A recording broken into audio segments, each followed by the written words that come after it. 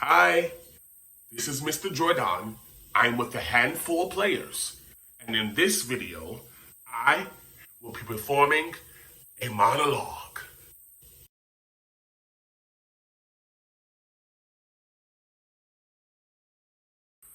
I am Sarsaparilla Oxnard, the grumpy chief troll from the land of Oxelton, who lives under a giant toadstool in the forest.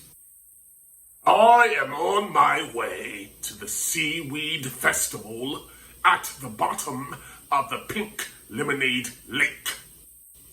When I get there, I will compete to win the hand of the Mermaid Princess Seashella in the Seaweed Festival tournament.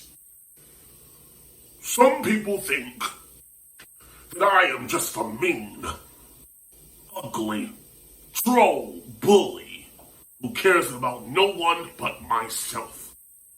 But what they do not know is that I'm really sensitive deep inside.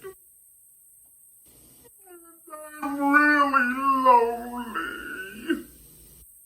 And I have loved the Princess Seashella since the first time I saw her sitting on a gumdrop rock in the Pink Lemonade Lake.